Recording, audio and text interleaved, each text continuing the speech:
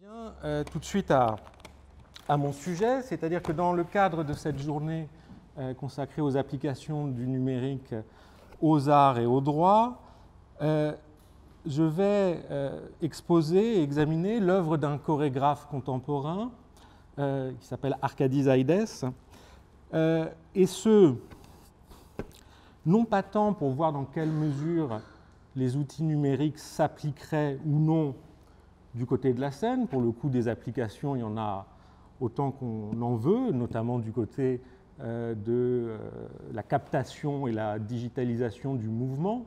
Mais pour le coup, ces choses-là, on les trouve encore mieux développées du côté du cinéma d'animation et des jeux vidéo, donc autant aller à la source.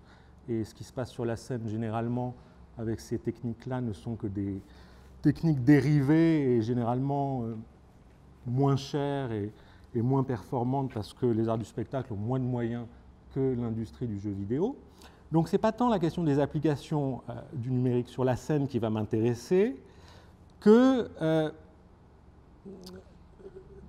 l'idée d'examiner sur ce cas d'espèce précis comment l'art, et en l'occurrence la danse, peuvent, avec les moyens qui leur sont propres, produire une réflexion sur nos usages du numérique en contexte de violence politique, qu'il s'agisse de territoires occupés ou de frontières à contrôler.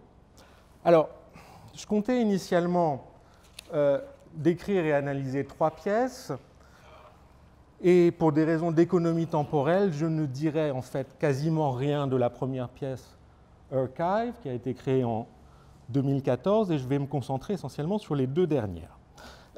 Juste pour dire quelques mots par prétérition d'Archive, Archive est un solo qui se donnait pour matériau une série de vidéos tirées du fonds d'archives de l'association de défense des droits de l'homme Bethléem, fonds d'archives qui venait d'un projet mis en place par l'association intitulé Camera Project, qui depuis 2007 consiste à distribuer à des volontaires palestiniens des territoires occupés des caméras servant à documenter toute situation de violence, de tension, voire de pure et simple violation des droits de l'homme. Et sur cette base documentaire colossale, c'est des milliers et des milliers d'heures d'enregistrement qui d'ailleurs est toujours en cours de grossissement, si je puis dire. Si vous allez sur le site internet de Bethléem, vous trouvez chaque jour de nouvelles vidéos. Donc sur cette base documentaire, dans ce solo, Arkady Zaides produisait sur le plateau, par des procédés à la fois mimétiques et de montage et de condensation, une sorte d'analyse du corps contemporain israélien en contexte de colonisation. C'est quoi les gestes de l'occupation israélienne au quotidien? Qu'est-ce qui finit par s'inscrire dans les corps, etc., etc. Et donc, avec les outils du danseur, produire une sorte de lecture gestuelle de cette archive, encore une fois colossale, de cette archive vidéo produite par Bethléem. Alors, cette pièce a eu une importance considérable pour Arkady Zaides, puisque ça l'a, au fond, amené à la reconnaissance internationale, et en même temps, ça a grandement fragilisé sa position, on va dire, institutionnelle au sein des institutions culturelles israéliennes et au sein de la société israélienne tout court, de sorte qu'il travaille désormais et habite en France. Je ne dis pas plus de mots concernant cette pièce, je vous renvoie juste à 2 articles que j'ai écrits sur elle, si cela vous intéresse, et les 2 articles en question sont également en libre accès sur le site d'Arkady Zaides lui-même. Bon. Dans Archive, la question du numérique, elle tient simplement au fond au fait que ce colossal fonds d'archives vidéo aurait été impossible du temps de la VHS et a été rendu possible par la caméra DV, la facilité et l'abaissement des coûts de production des vidéos, la facilité de l'archivage et également la facilité de l'indexation et de la circulation au sein de ces heures et de ces heures de vidéo. Donc ça ne concerne même pas la possibilité de l'œuvre, mais la condition de possibilité de l'objet archivistique lui-même sur laquelle porte l'œuvre. En revanche, les deux autres pièces dont je vais parler, Talos, créé en 2017, et Nécropolis, qui est encore en cours de création et qui, l'une et l'autre, porte sur la crise des migrations en Europe, l'une et l'autre mettent, à mon sens, directement en jeu la question des technologies numériques, à la fois dans leur pouvoir de contrôle et d'aliénation, et aussi, peut-être à la marge, dans les possibilités, sinon d'émancipation, du moins de prise de conscience et d'action qu'elles peuvent éventuellement nous offrir. Alors, Talos a pour matière de départ un projet de recherche militaro-industrielle qui a été financé par l'Union européenne à hauteur de 13 millions d'euros dans le cadre des appels à projets innovants pour la sécurisation des frontières européennes, si vous voulez, dans le cadre du versant recherche et développement de Frontex. Et donc de 2008 à 2012, un consortium de laboratoires européens, auquel se greffait également un laboratoire israélien et un laboratoire turc, donc un consortium essentiellement de roboticiens et de spécialistes d'intelligence artificielle, a développé un dispositif expérimental de surveillance robotisée des frontières terrestres européennes, donc avec des robots patrouilleurs semi-autonomes, capables de se déplacer de manière autonomisée dans un environnement ouvert, capables d'analyser et de reconnaître différents types de situations potentiellement conflictuelles ou dangereuses, capables par exemple de faire la différence entre un migrant et un animal. Un animal, on peut le laisser passer, un migrant, on ne peut pas le laisser passer, et capable également d'interagir avec d'éventuels passe-frontières, migrants voulant passer la frontière. Et ce projet s'appelait précisément Talos. Ce projet militaro-industriel s'appelait Talos, c'est-à-dire comme acronyme, puisqu'on sait tous ici qu'aucun projet de recherche ne peut aujourd'hui échapper à l'acronymisation générale de tout. Donc l'acronyme était le suivant: Transportable Autonomous Patrol for Land Border Surveillance. Transportable Autonomous Patrol for Land Border Surveillance. Ça ne marche pas très bien comme acronyme. Ils sont obligés de mettre les lettres majuscules ailleurs que sur les initiales. Bon, bref, c'est très bancal. Ce n'est pas grave, puisque l'essentiel, c'est qu'il y ait un acronyme, et surtout que cet acronyme renvoie en l'occurrence à une figure mythologique, on va dire plutôt sympathique et prestigieuse à la fois, puisque vous savez peut-être que Talos, dans l'Antiquité, c'était le nom de l'automate que Zeus avait donné à la nymphe Europe pour qu'il la protège de ses éventuels envahisseurs.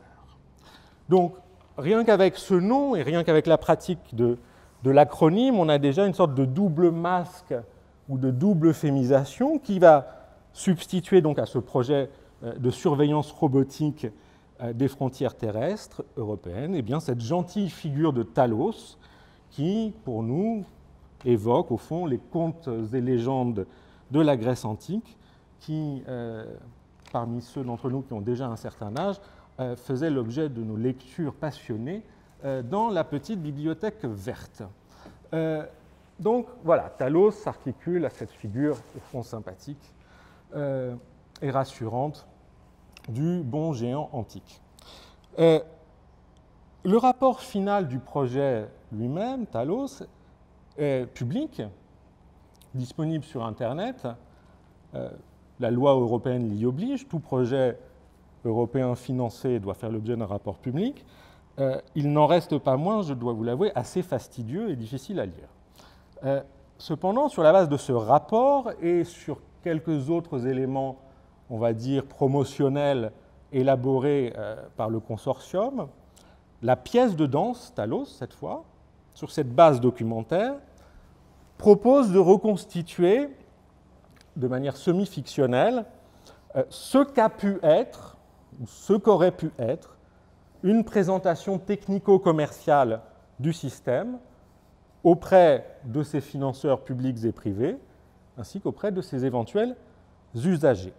Donc, la pièce de danse Talos prend la forme d'une conférence performée qui adopte les codes de la keynote presentation, où l'essentiel des éléments de langage du présentateur et l'essentiel de la présentation visuelle PowerPoint est tiré du projet Talos lui-même.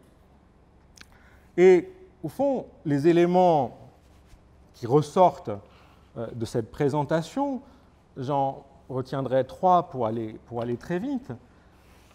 D'une part, cette euphémisation générale dont j'ai parlé à propos de l'acronyme, mais qui s'applique à bien d'autres éléments. Par exemple, un migrant, dans le vocabulaire du système, devient un élément humain non autorisé.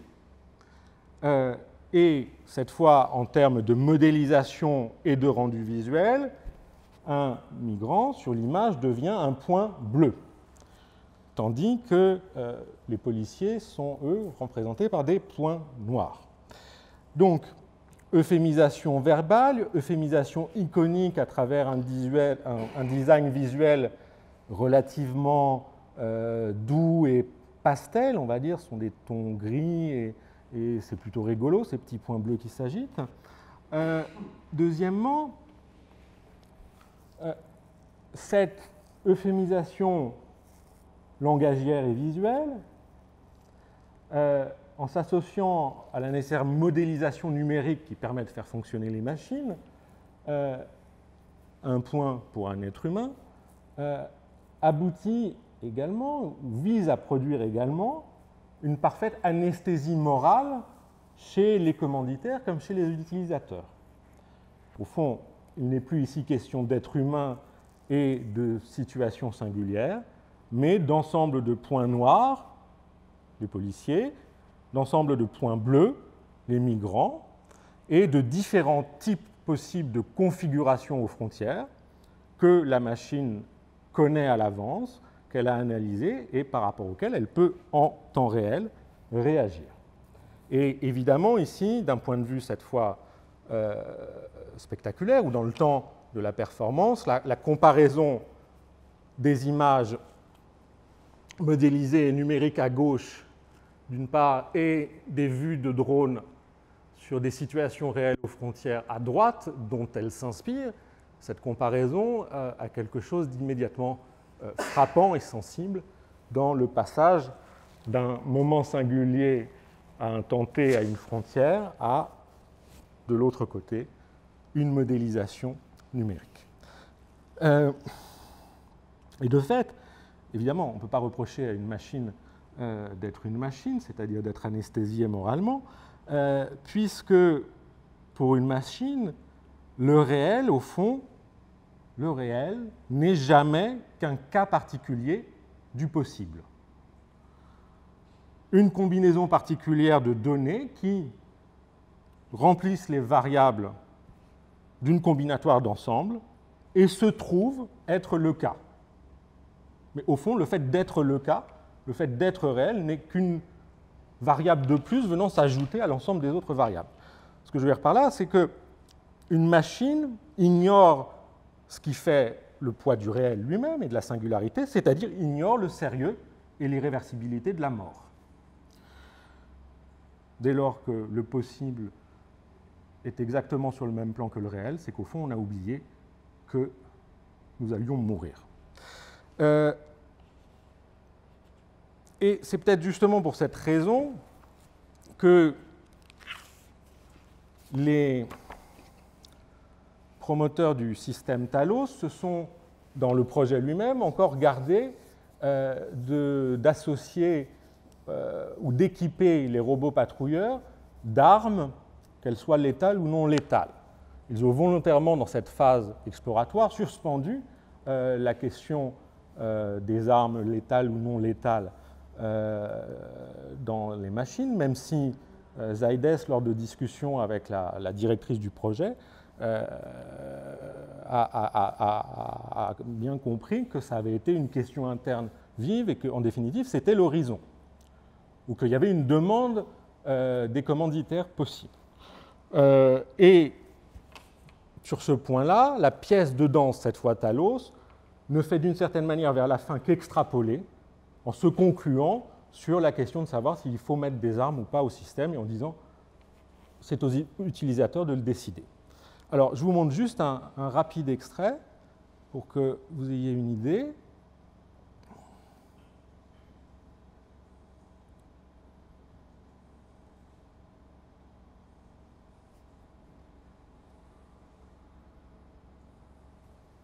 En espérant que ma connexion tiendra le choc.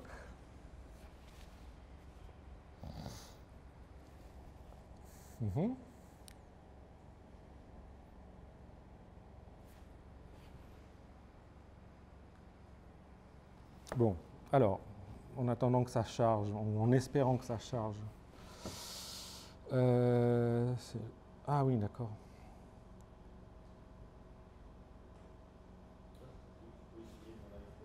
Bah, oui, non, c'est le mien qui s'est... Je ne sais pas pourquoi, qui s'est déconnecté.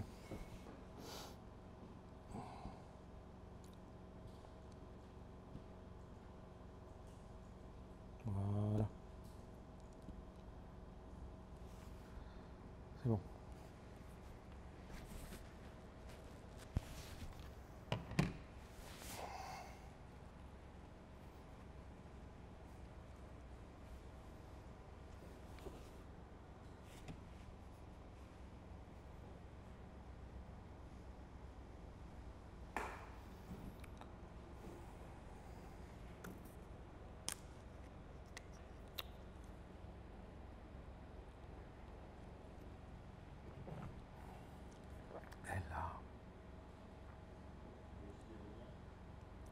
Écoute, tout à l'heure, ça marchait bien, mais oui, je veux bien si...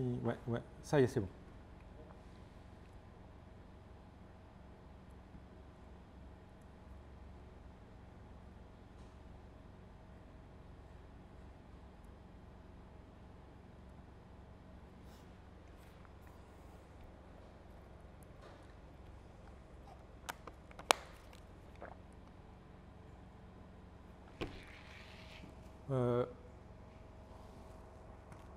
Peut avoir du son?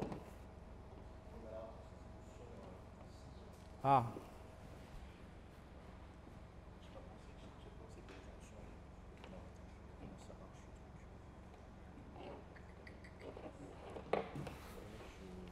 Ouais.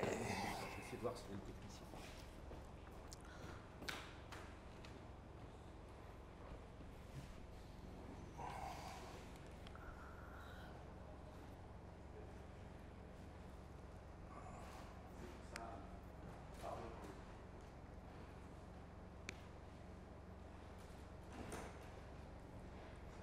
Ouais.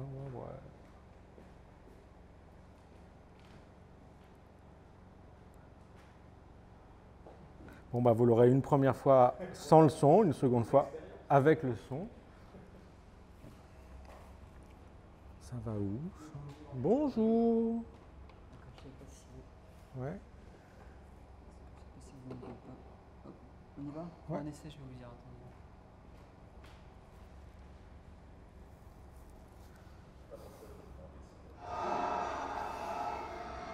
Parfait. Merci. Vous pouvez régler le volume.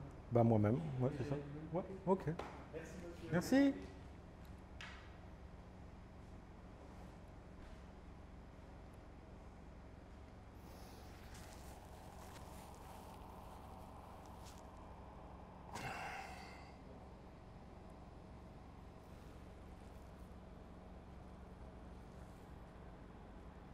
Borders are porous and unstable.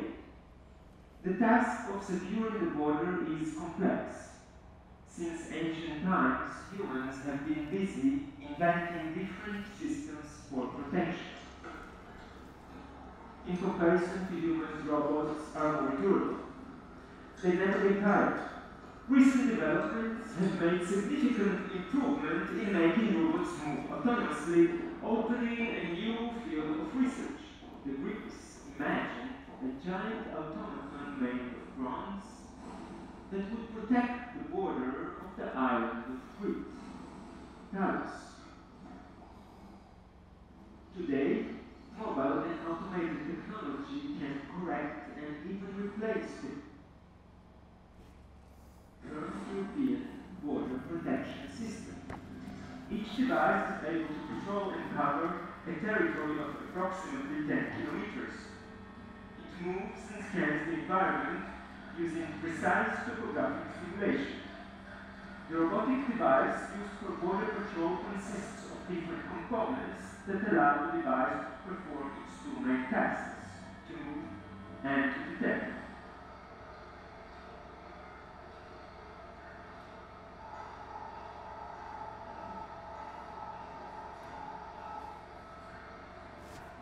When the right distance is established, the device activates the pre-recorded audio-visual announcement commanding the trespasser to leave the border area.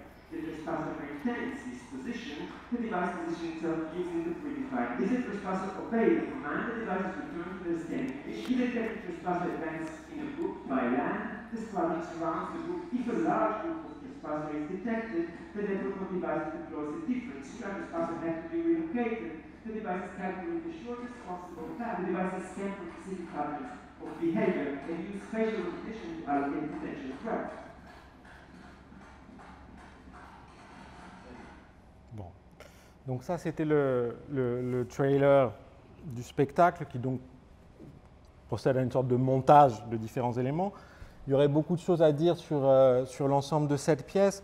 Je voudrais juste ajouter une toute petite chose concernant le corps du performeur démonstrateur, si je puis dire, où vous aurez peut-être perçu vers la toute fin comment, au fur et à mesure que la présentation avance, le présentateur démonstrateur devient au fond lui-même de plus en plus mécanique ou devient l'instrument de plus en plus marionnettique des slides qui se succèdent derrière lui.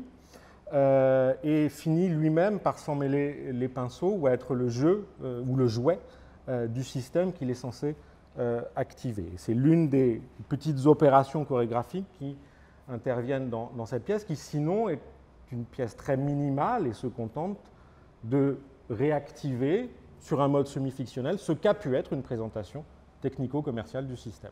Et d'une certaine manière, c'est simplement une opération de publicisation, rendre public quelque chose qui n'était pas connu, mal connu, et l'offrir au jugement partagé des citoyens européens, puisque ce projet il a été financé avec nos impôts.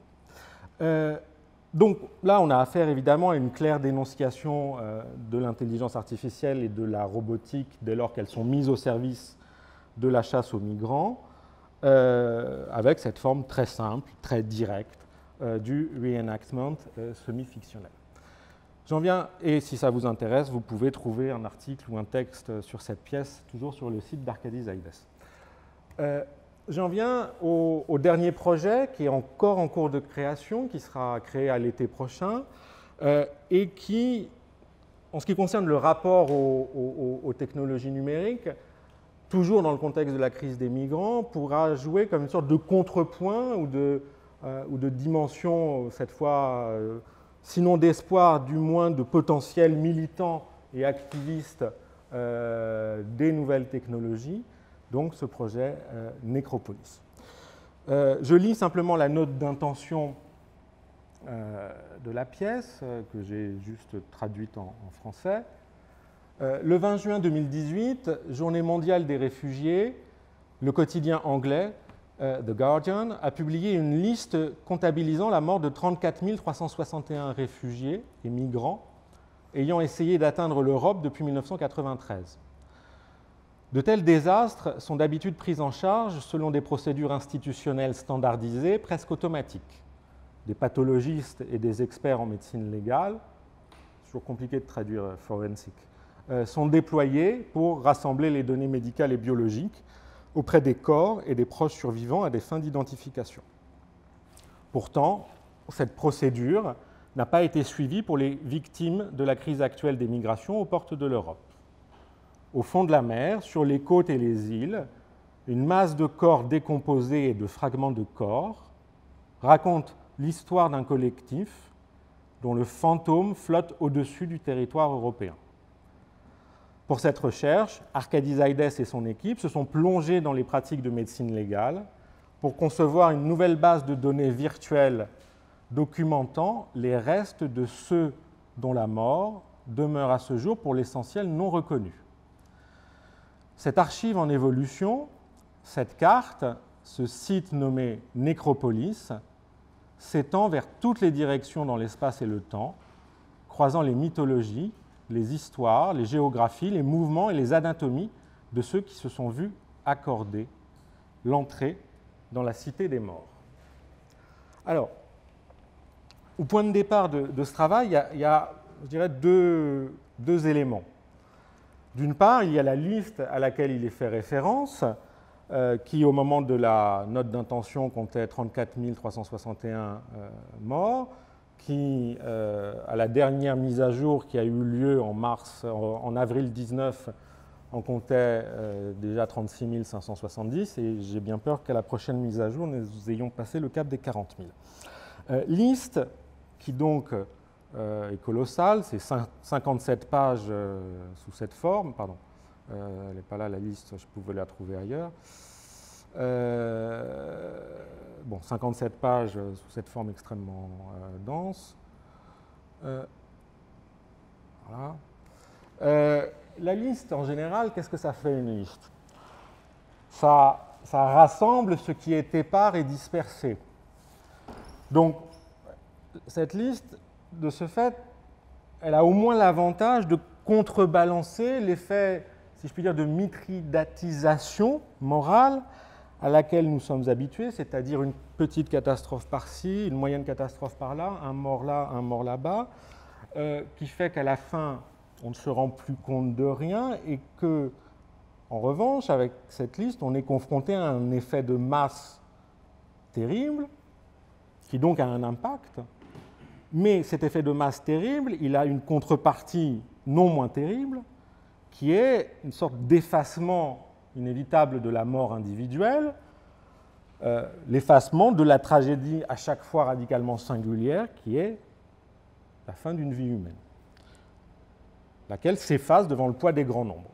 Et au fond, c'est bien sur cet effet de masse que les usages, on va dire militants ou activistes de la liste ont d'abord reposé. Vous savez peut-être, ou vous vous souvenez peut-être, qu'en avril 2015, des associations en lien avec les partis de gauche radicale du Parlement européen avaient déployé la liste sur une bonne grosse centaine de mètres devant l'entrée du Parlement européen, puis dans les couloirs du Parlement européen.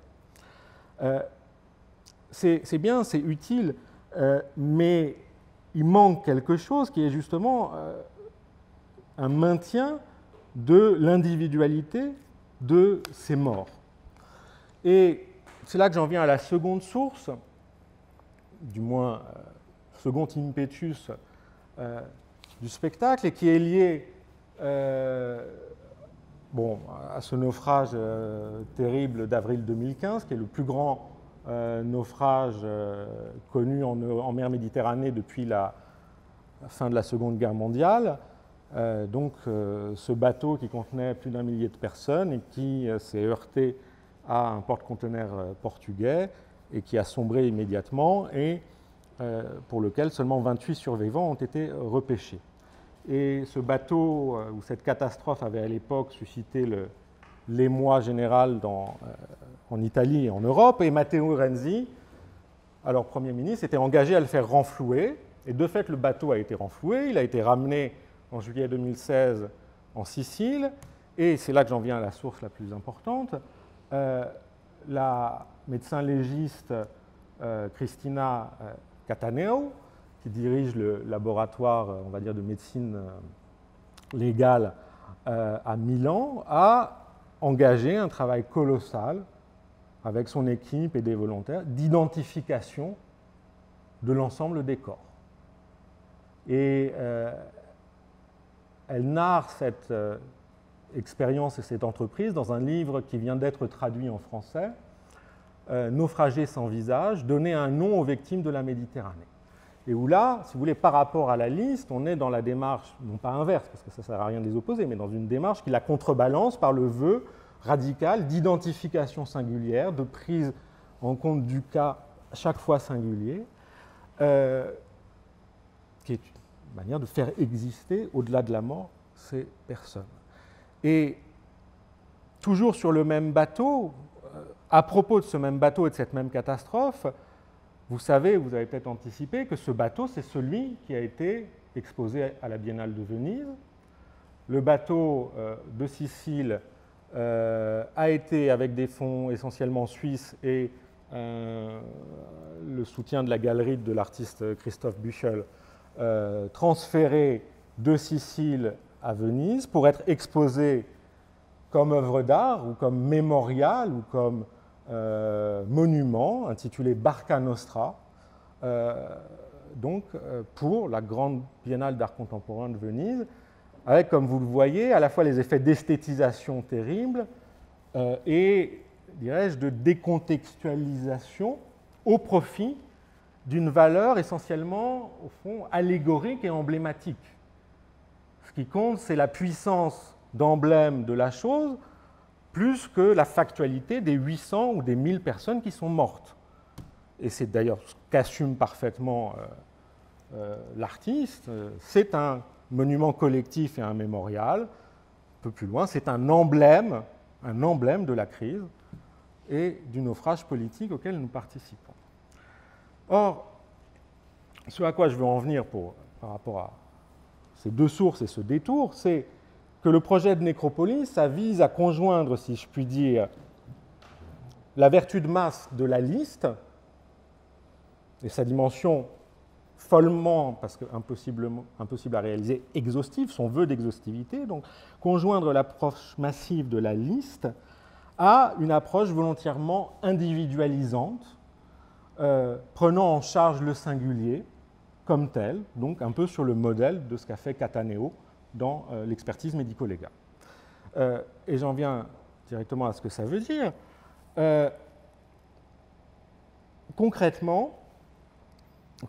Concrètement, il s'agit dans ce projet, de manière à la fois très simple et en même temps démesurée, de documenter l'emplacement des 36 671 dépouilles recensées dans la liste. Pour chacune, procéder à l'identification du lieu d'inhumation, lorsque inhumation ait lieu, et une fois qu'on a été sur place, prendre une photographie de la tombe, ou le plus souvent du casier de la fosse commune où reposent les restes, et enregistrer une courte vidéo qui retrace le cheminement depuis l'entrée du cimetière jusqu'à la dite tombe. Alors, c'est évidemment une tâche potentiellement infinie, d'autant que cette liste, malheureusement, ne cesse de s'accroître. Une tâche qui peut occuper Zaides jusqu'à la fin de ses jours, et qui, en tout cas, aussi appelle l'engagement de dizaines ou de centaines de citoyens volontaires prêts à s'engager dans ce protocole de recherche, de documentation et, d'une certaine manière, de rituel. L'objectif final, c'est de produire une carte numérique interactive de type Google Earth, incluant pour chaque tombe la localisation exacte, la photo, la vidéo et le maximum d'informations contextuelles ayant pu être récoltées pour chaque cas. Voilà, Nécropolis, la nécropole, c'est ça, la cité des morts, c'est cette carte numérique virtuelle qui permettrait de non seulement rassembler ce qui était part aux quatre coins de l'Europe et de la Méditerranée, de rassembler les parts dans une cité virtuelle. La cité, c'est d'abord par opposition à l'espace discret de la campagne, ce qui rassemble les hommes en un lieu. Mais la cité ici, c'est aussi ce qui permet d'amener l'individu, en l'occurrence le fantôme, à une forme authentique d'existence publique, de visibilité dans l'espace public. Si on suit l'analyse arendtienne de ce que c'est qu'une cité, au fond, la cité, c'est la vie de l'individu dans l'espace public par opposition à l'espace clos et obscur de la maison. Donc faire en sorte que ces morts soient à la fois rassemblés dans un lieu symbolique et surtout soient visibles en tant qu'individus et puissent un peu mieux et un peu plus nous hanter qu'ils ne font à l'heure actuelle. Vous me direz, voilà, ça c'est bien, il faut produire un site internet, mais il faut aussi faire un spectacle avec ça. Quelle forme va prendre le spectacle?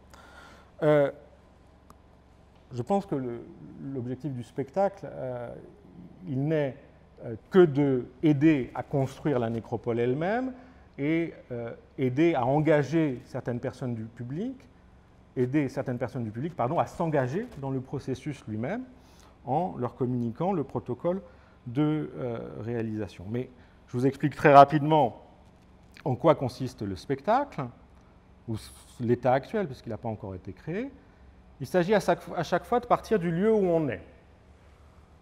Nous sommes au Centre universitaire méditerranéen, et à partir de ce lieu, d'aller à la tombe de migrants la plus proche, la tombe documentée la plus proche, puis de proche en proche, aller jusqu'aux frontières européennes, voire au-delà.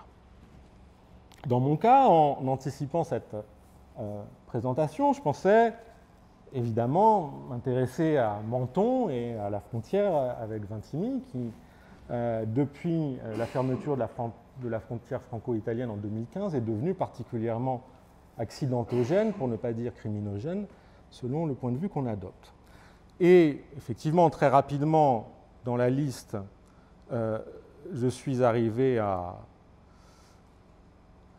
un cas qui doit être vraisemblablement enterré à Menton, celui du 14 janvier 2018, où un homme non identifié d'origine gambienne a été trouvé électrocuté sur le toit du TER Vintimille-Cannes à la gare de Menton. Bon. Cet homme doit très vraisemblablement être inhumé au cimetière de Menton, non pas le beau, joli et patrimonial de centre-ville, mais le grand qui se trouve au-dessus de l'autoroute A8, parce que c'est là que doivent être les fosses communes. Bref, si j'avais fait la recherche pour ce cas-là, nous serions très vraisemblablement allés au cimetière de Menton, au nord de l'autoroute A8. Mais cette question du train m'a mis sur une autre piste, ou plutôt m'a amené à développer une piste légèrement autre, qui est justement celle du train Vintimille-Cannes et du nombre de morts que la fermeture de la frontière et le contrôle systématique en gare de Menton a au fond engendré, à savoir entre simplement fin décembre 16 et début 18, au moins 7 morts documentés. 2 premiers heurtés par le train dans le passage de la frontière au tunnel, qui, pour leur part, puisqu'ils ont été retrouvés du côté de Vintimille, doivent être à Vintimille. Puis 4 cas retrouvés à Cannes-la-Boca, dont un électrocuté sur le toit et 3 autres électrocutés dans les placards techniques du TER. Et enfin, ce homme électrocuté sur le toit, retrouvé à Menton. J'avais donc au moins 4 morts retrouvés à Cannes-la-Boca. Le premier de ces 4 morts étant le cas du 17 février 2017, un homme non identifié trouvé brûlé sur le toit du train en provenance de Vintimille à la gare de Cannes-la-Boca. Et je me disais que cet homme devait très vraisemblablement être enterré au cimetière de Cannes, puisque en droit français, on est inhumé dans l'endroit où on décède, sauf autre possibilité. Et je m'attendais donc à le trouver dans la fosse commune qui se trouve au cimetière Abadi, et pas même au cimetière Abadi, à l'annexe du cimetière Abadi, et non pas dans le cimetière joli et patrimonial du centre. Et de fait, je m'attendais à trouver une tombe avec X ou Y, et donc je ne trouvais rien, puisque l'homme avait été présenté comme non identifié.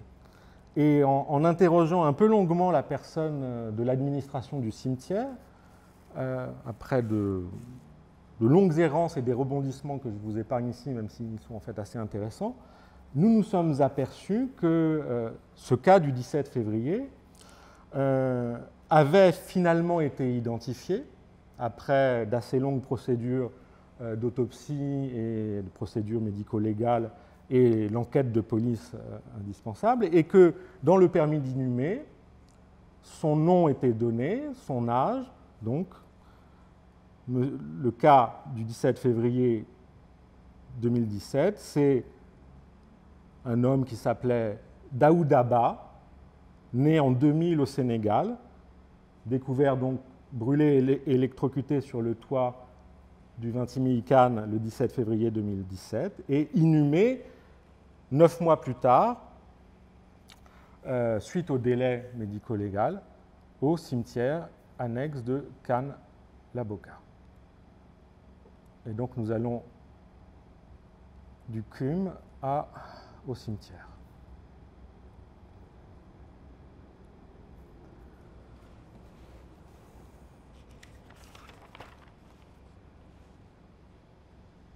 Non, ça c'est le lieu où il a été trouvé, excusez-moi, le cimetière.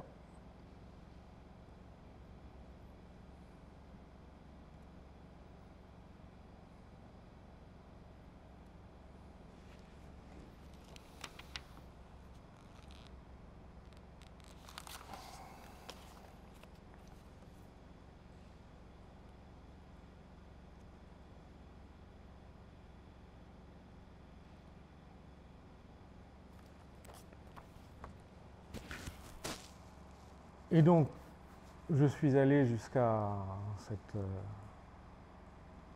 tombe, ou ce casier de fosse commune, et j'ai tourné, avec mon téléphone portable, j'ai fait une petite vidéo retraçant mon cheminement depuis le milieu du cimetière jusqu'à la tombe, et je vous annonce d'emblée que la qualité de l'enregistrement est tout à fait abjecte. D'une part parce qu'il est interdit de filmer dans un cimetière et qu'en bon fonctionnaire français, j'aime pas être dans l'illégalité, et d'autre part parce que j'étais aussi assez mal à l'aise par rapport à ce que j'étais en train de faire, même si je pense que c'est important à un autre niveau, c'est étrange. Et enfin parce qu'au moment même où je comptais filmer, il y avait un enterrement dans la fosse commune et j'ai dû attendre que les gens partent. Daouda Ba, monsieur Daouda Ba, il est là, à l'endroit où je mets mon marqueur. Et je vous montre juste la petite vidéo. Et j'aurai fini. Là, on va. Je vous préviens, ça tangue. Hein.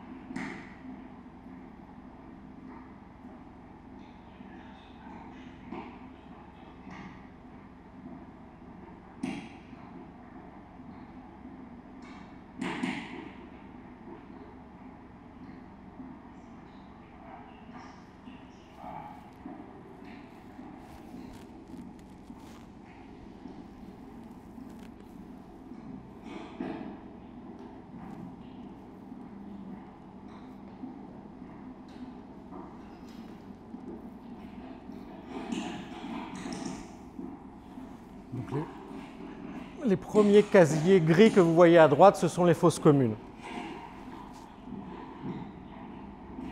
Et il y a encore un fossoyeur qui est en train de travailler au fond du champ. Là, c'est mes doigts.